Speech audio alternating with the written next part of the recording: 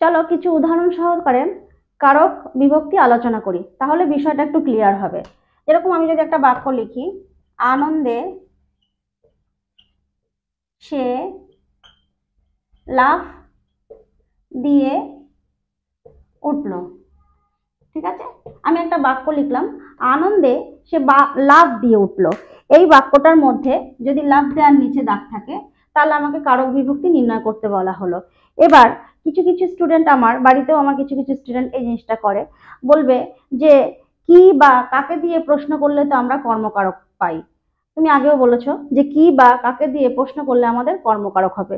সেক্ষেত্রে আমি যদি বলি আনন্দে সে কি করলো, আমি একটা প্রশ্ন করলাম, ক্রিয়াকে আমি একটা প্রশ্ন করলাম, কি আনন্দে সে কি করলো, পেয়ে গেলাম কি করলো। কি বা কাকে দিয়ে প্রশ্ন করলে হয় কর্মকারক, কি বা কাকে দিয়ে প্রশ্ন করলে হয় কর্মকারক, কিন্তু এক্ষেত্রে এটি কর্মকারক হবে না।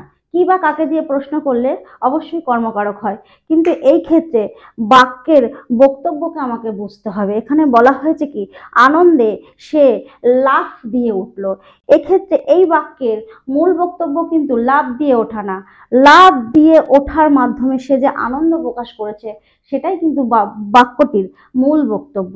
তাহলে লাফ দিয়ে ওঠার মাধ্যমে সে তার আনন্দকে প্রকাশ করেছে, আনন্দ প্রকাশ করা কিন্তু এই বক্তব্যের মূল বিষয়। তাহলে আনন্দে সে লাফ দিয়ে উঠলো, এটা কি করলো, কি করলো কর্মকারক, লাফ দিয়ে উঠলো, তাহলে এটা কর্মকারক হবে না। এখানে লিখতে হবে লাফ দিয়ে ওঠার মাধ্যমে সে আনন্দ প্রকাশ করলো, তাহলে এটা কিন্তু আমার হচ্ছে করণ কারক। করণ কারকে হচ্ছে, করণ কারকে এটি হচ্ছে আমার হচ্ছে দিয়ে অনুসর্গ, দিয়ে কিন্তু এখানে অনুসর্গ। আমরা কিন্তু অনুসর্গ আগের ক্ষেত্রে পড়েছি, আগে একটা ক্লাসে কিন্তু আমি পড়লাম যে অনুসর্গ কি।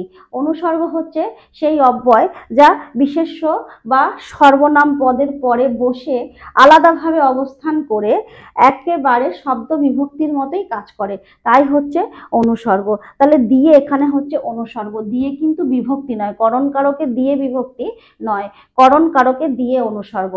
ঠিক আছে, এই ক্ষেত্রে কিন্তু কি দিয়ে প্রশ্ন করা যাবে না, বাক্যের বক্তব্যকে বুঝলে কিন্তু আমি কারক বিভক্তি সঠিকভাবে নির্ণয় করতে পারবো। বাক্যের বক্তব্য বুঝতে পারাটা কিন্তু ফ্যাক্ট। ঠিক আছে, সেরকম যদি আরেকটা লিখি, যেরকম ধরো এরকম যদি আমি লিখি, আকাশ আকাশে আকাশে আকাশে ঘুড়ি উড়ছে, আকাশে ঘুড়ি উড়ছে, উড় উড়ে যাচ্ছে বা উড়ছে, আকাশে ঘুড়ি উড়ে যাচ্ছে। তাহলে আকাশে ঘুড়ি উঠছে, কোথায় ঘুড়ি উঠছে, আকাশে। তাহলে কোথায় দিয়ে প্রশ্ন করলে কিন্তু আমরা একবারে কিন্তু আমরা বলতে পারি যে এটি অধিকরণ কারক, এটি অধিকরণ কারকে এ বিভক্তি। একবারে কিন্তু আমার বেরিয়ে গেল যে অধিকরণ কারকে এ বিভক্তি, এখানে স্থান বোঝাচ্ছে। ঠিক আছে, কিন্তু যদি আমি বলি এরকম আকাশ থেকে, আকাশ থেকে বৃষ্টি পড়ছে, আকাশ থেকে বৃষ্টি পড়ছে, সেক্ষেত্রে কি হবে, এটা আকাশ থেকে বৃষ্টি পড়ছে এটা আমার অপাদান কারক হবে। কারণ কি আকাশ স্থান বোঝালেও এখানে আকাশ থেকে বৃষ্টির ফোঁটা পতিত হয়ে ভূমিতে আসছে বা ভূমিতে পড়ছে, তাহলে আকাশ থেকে বৃষ্টির ফোঁটা কি করছে, পতিত হচ্ছে। কোনো জিনিস থেকে কোনো কিছু উৎপন্ন হওয়া, পতিত হওয়া বোঝালে আমরা অপাদান কারক করব। আবার একটা কথা বলেছিলাম কি অপাদান কারক চেনার ক্ষেত্রে আমার সবসময় দেখবে থেকে অবধি আন্ডারলাইনটা ম্যাক্সিমাম ক্ষেত্রে টেনে দেয়, তাহলে বোঝা যাচ্ছে।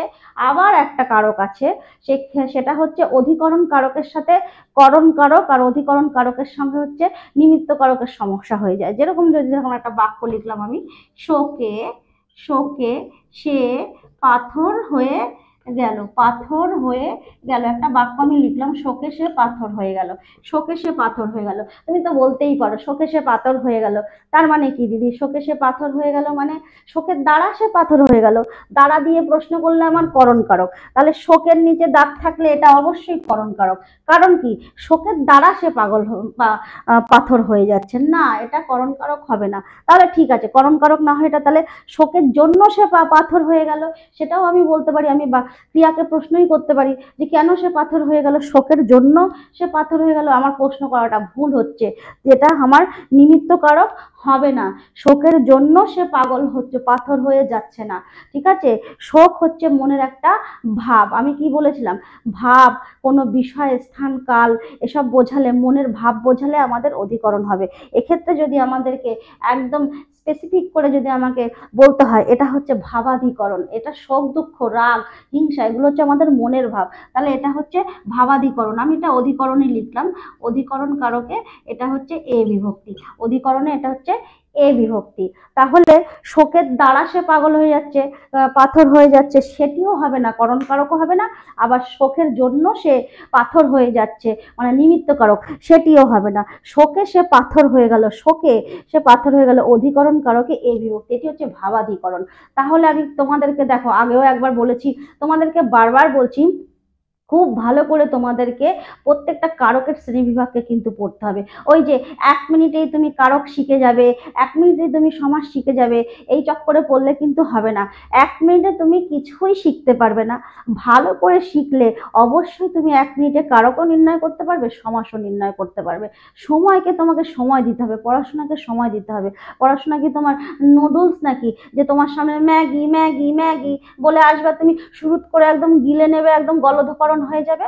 সেই ক্ষেত্রে খাদ্যও যদি তোমার গলধকরণ হয়ও, সেই খাদ্যের কিন্তু খাদ্য গুণ তোমার কিন্তু পরিপাক হবে না। আর পরিপাক না হলে সেই খাদ্য গুণের যে যার জন্য আমাদের খাওয়া, আত্তীকরণের জন্য, আমাদের দেহের বিকাশ আর বৃদ্ধির জন্য যে খাওয়া, তাতে তো কাজে লাগবে না কোনো। তাহলে সেইভাবে খেলে কোনো লাভ নেই। খাদ্যকে আমাদেরকে ভালো করে চিবিয়েই খেতে হবে, যাতে আমার তার গুণ আমার শরীরের বিকাশে সাহায্য করে। সেই ক্ষেত্রে আমাদের ব্রেনের খাদ্য কি, ব্রেনের খাদ্য হচ্ছে আমাদের জ্ঞান।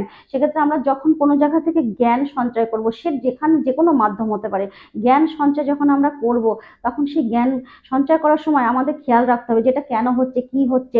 আরও যদি শিখেও যাই, তারপরও আবার দুবার শিখি, একবারের জায়গায় দুবার শিখলে আমাদের দক্ষতা বাড়বে, সেক্ষেত্রে তো কোনো অসুবিধা নেই। তাই তোমাদেরকে বলছি, কোনো জিনিস তুমি খুব তাড়াতাড়ি শেখার চেষ্টা করবে না, তাড়াতাড়ি শিখলে ভুলেও যাবে তাড়াতাড়ি। তোমাকে সময় নিয়ে শিখতে হবে, সময় নিয়ে শিখলে কি হবে, তুমি জিনিসটা মনে রাখতে পারবে। আর তোমাদের এই যে এই 2-1টা উদাহরণের মাধ্যমে কিন্তু তোমরা শিখতে পারবে না, তোমাদের প্রচুর উদাহরণ করতে হবে। তাহলে এই ক্ষেত্রে কি দেখলাম, দেখো, আনন্দে সে লাফ দিয়ে উঠলো, এই লাফ দিয়ে কি করলো, আমার অনেক স্টুডেন্ট করেছে এটা, যে কি করলো, আনন্দে সে কি করলো, এটা কর্মকারক। এটা কর্মকারকই তো হওয়ার কথা না, এটা কর্মকারক হচ্ছে না, কারণ আনন্দে সে লাফ দিয়ে ওঠাটা তার মূল কাজ ছিল না। তার কাজ ছিল লাফ দিয়ে ওঠার মাধ্যমে আনন্দকে প্রকাশ করা, বাক্যের বক্তব্যকে বুঝতে হবে। তো এই বাক্যের বক্তব্যকে বুঝতে গেলে কিন্তু আমাদেরকে অনেক অনেক অনেক আমাদের উদাহরণ করতে হবে। যত আমরা উদাহরণ করব, তত কিন্তু আমাদের সেই বিষয়ে দক্ষতা বাড়বে। আর আমি যে এরকম কয়েকটা সাধারণ বাক্য নির্বাচন করে করছি, তোমাদেরকে তো এইভাবে বাক্য দেবে না, তোমাদেরকে দেবে হচ্ছে কোনো গদ্য বা পদ্য থেকে বাক্য তুলে দেবে। এই একই কথা কিন্তু আমি বারবার বলছি, পদ্যের ক্ষেত্রে কিন্তু বুঝতে একটু টাফ হয়, গদ্যের ক্ষেত্রে যদিও বা সহজ হয়, পদ্যের ক্ষেত্রে কিন্তু একটা টাফ হয়। হয়তো আমি আগের ভিডিওতে এই একই কথা বলেছি, এই একই কথা বলার কারণ আছে, কারণ যাতে তোমরা একই কথা বারবার শুনে সেই কাজটাকে তোমরা করো। তাহলে এখানে করণ কারকে দিয়ে অনুসর্গ, অনুসর্গ কি সেটাও একটু আমরা জেনে গেলাম, থেকে, হইতে, না থেকে, চেয়ে, অপেক্ষা, দিয়ে, এগুলো হচ্ছে আমাদের অনুসর্গ। এই অনুসর্গগুলো হচ্ছে আমাদের একদম আলাদাভাবে, স্বতন্ত্রভাবে কোনো শব্দের শেষে গিয়ে অবস্থান করে, অবস্থান করে শব্দ বিভক্তির মতো কাজ করে, এগুলোকে আমরা অনুসর্গ বলবো। আর এক্ষেত্রে আকাশে ঘুড়ি উড়ে যাচ্ছে, আকাশে ঘুড়ি উড়ে যাচ্ছে, কোথায় ঘুড়ি উড়ে যাচ্ছে, আকাশে ঘুড়ি উড়ে যাচ্ছে, এটা একটা স্থান বোঝাচ্ছে, সেক্ষেত্রে অধিকরণ কারক হচ্ছে। কিন্তু আকাশ থেকে বৃষ্টি পড়ছে, আকাশ থেকে তো বৃষ্টিটা পড়ে যাচ্ছে, পতিত হয়ে যাচ্ছে, সেক্ষেত্রে কিন্তু এটা আমাদের অপাদান কারক হচ্ছে। এই যত আমরা ভেতরের বিষয়গুলো পড়বো, তত তো আমাদের এই বিষয়গুলো নিয়ে আমরা বুঝতে পারবো, তাই না? ঠিক সেইভাবে শোকে, এটা অনেকেই নিমিত্ত কারক করে দেয়, শোকের জন্য সে পাথর হয়ে গেল, এটা কিন্তু কখনোই শোকের জন্য হবে না, শোকে সে পাথর হয়ে গেল, এটা একটা ভাব, ভাবাধিকরণ। এই জিনিসগুলো কিন্তু তোমরা অবশ্যই মনে রাখবে। আবার এই ভিডিও শেষে আবার একটা কথা বলছি, 1 মিনিটে কিন্তু তোমরা কিছুই শিখতে পারবে না, কিন্তু ভালো করে শিখলে সেই জিনিসটা কিন্তু তোমরা 1 মিনিটে অবশ্যই করতে পারবে। তোমাদের দক্ষতা হয়ে যাবে, দক্ষতা বেড়ে যাবে। 1 মিনিটে তখন তোমরা করতে পারবে। ঠিক আছে?